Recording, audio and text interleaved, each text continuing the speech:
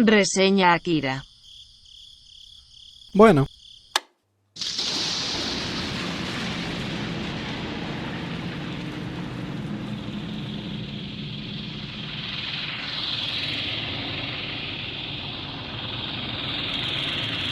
Akira.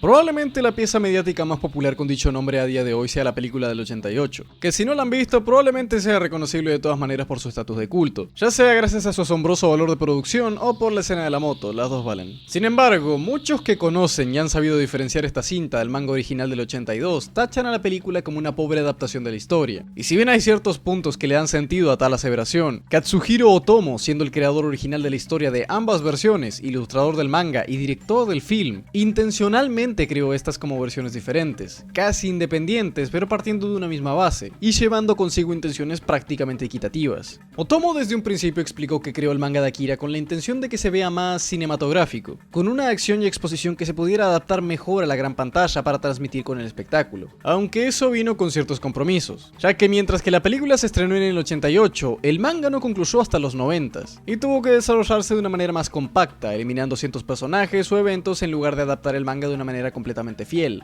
Para el caso, en el manga el personaje de Akira en sí tiene un muy importante papel, siendo el desencadenante de la gran mayoría de eventos en la historia, mientras que la película concluye con su aparición y la explosión que, en el manga, ocurre a la mitad y es el desencadenante de lo más importante de la serie. Y esto simplemente es porque, mientras que el film es una historia más condensada, el manga es claramente una más larga, y con justa razón, pues le permite elaborar de manera más completa en sus temas y personajes. Mientras la cinta es más de Tetsuo contra todos, el manga es más una historia de diferentes facciones compitiendo por el control de la sociedad, mediante el poder, pero por diferentes maneras, ya sea el miedo, la esperanza o la desesperación.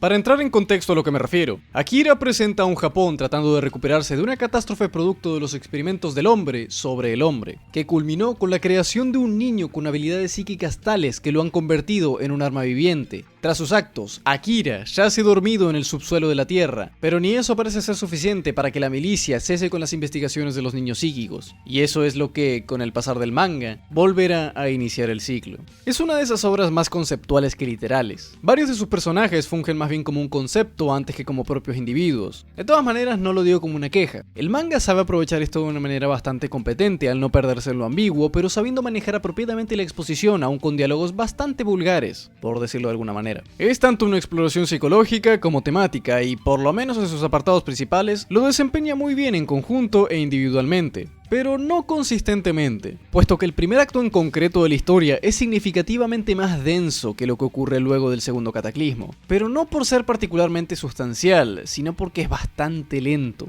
Un 70% de este primer acto es literalmente persecuciones, que si escapando, que si infiltrándose, ya sea en moto, corriendo o en aerodeslizadores, desperdiciando muchísimo tiempo en estas secuencias innecesariamente extendidas. Este es un inconveniente del factor fílmico que Otomo quiso otorgarle al manga, lo que si bien hace fungir este primer acto como una decente acción, termina contrastando bastante con el segundo más enfocado en sus valores y temática. La primera parte se centra más en la introducción. Aquí se conoce al ambiente caótico de Neo Tokio en lo que se exploran sus bandas criminales. Se deja en evidencia las prácticas ilícitas detrás de los misteriosos niños avejentados, mientras se muestra el conflicto de los revolucionarios y los militares, siempre estando presente un tema en concreto que desemboca en todos los demás: el poder. Otomo propiamente describe cómo esta temática del uso e implementación del poder o su uso desmesurado es lo que inspira la esencia de Akira, siendo la búsqueda del poder un objetivo en común de varios personajes a lo largo de la historia, aunque de diferentes maneras. La fuerza bruta, el conocimiento, el poder militar, religioso, teniendo en cuenta cómo es que esa búsqueda afecta psicológicamente a los individuos y cuestionando qué motivo es merecedor de entablar ese poder, considerando cómo esto repercute para la humanidad de manera general e individual. Akira hace un trabajo fantástico en exponer su filosofía sin simplificar el tema a una cuestión infantil de corrupción o liberalismo, puesto que si bien comprende lo que implica el poder como tal, lo trata desde la perspectiva en la que no vale la pena comprometer nuestra humanidad por él, cosa que es mejor evidenciado por el tema de la experimentación humana, cómo el afán por controlar el futuro puede llevar a uno a perder la moral, a perder contacto con la identidad humana únicamente por ver qué tanto se puede experimentar, creando una dependencia hacia la ciencia como si fuese la única fuente de conocimiento, acabando así con la individualidad como tal.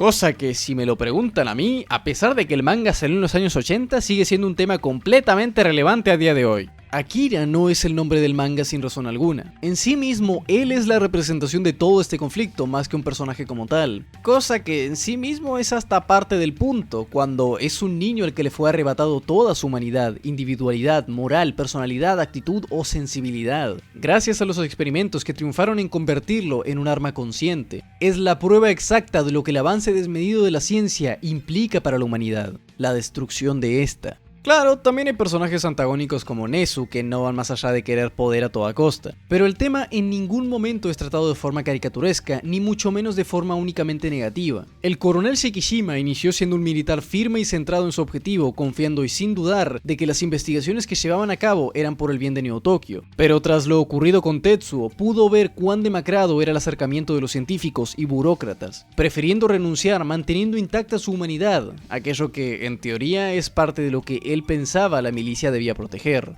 En ese sentido, Akira hace un muy buen uso de sus personajes y argumento para desarrollar su temática, como la constante lucha entre el imperio de Neo Tokio, conformado por vándalos que solo hacen uso de la fuerza bruta, incluso teniendo psíquicos, y Lady Miyako, quien representa la virtud de la fe y la esperanza como un poder mucho más digno. El inconveniente en particular es que, nuevamente, el aspecto cinematográfico del manga acaba comprometiendo el desarrollo de la trama con elementos que no llevan realmente a mucho. Secuencias de acción y persecuciones muy largas, personajes que no hacen más que permanecer en el misticismo hasta los actos finales, etc. Cosa que honestamente sería completamente perdonable de no ser por lo que acaba pasando con Kaneda.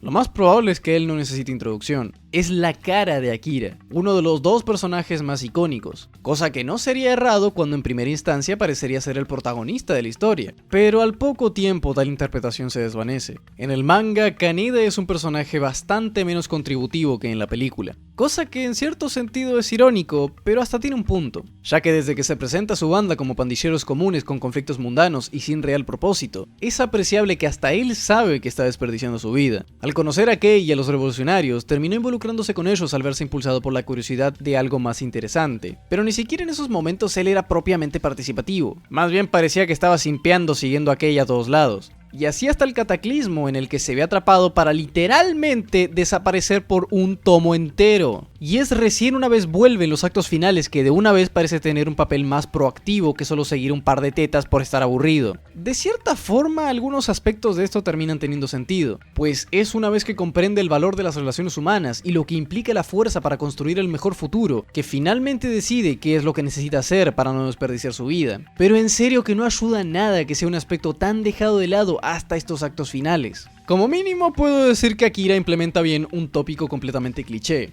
el poder de la amistad, ya que comprende a la amistad como parte de las relaciones humanas que permiten a uno forjar la mejor versión de sí mismo, más aún durante la juventud. ¡Trágate esa, Neketsu promedio de mierda! Igual y en concreto, Kaneda acaba desempeñando mucho más un papel de apoyo a Kei y a Tetsuo más que de personaje individual propiamente dicho. Es la humanidad que se contrapone a sus ideales y los ayuda a valorarse a sí mismos. En el caso de Kei, siendo que siempre buscó ser de ayuda para los revolucionarios y para Ryu, jamás pensó en ella misma y se vio como una pieza de casi nula utilidad. Lady Miyako, al querer entrenarla como medium, le quiso dar una utilidad, pero Kaneda, al amarla, no quiere que ella sacrifique su humanidad por pretender validarse a través de la eficiencia. Kei, en ese sentido, representa la búsqueda de dependencia. Validación externa a falta de una noción positiva de sí misma. Querer seguir o ser servicial, ya sea un amor claramente dañino o una fe autodestructiva. Sin embargo, al final del día, el verdadero protagonista de toda esta historia es propiamente Tetsuo. Sí, es una situación tipo Maka y Soul una vez más. No solo porque él sea el personaje más participativo y proactivo de la historia, sino porque su conflicto y temática es el más consistente de principio a fin, ya que desde un inicio él es el catalizador de todo el conflicto, y desde ese momento ya se va contribuyendo, primero a la crisis psicológica que se ve obligado a afrontar, y luego a la perpetua decadencia de su sanidad.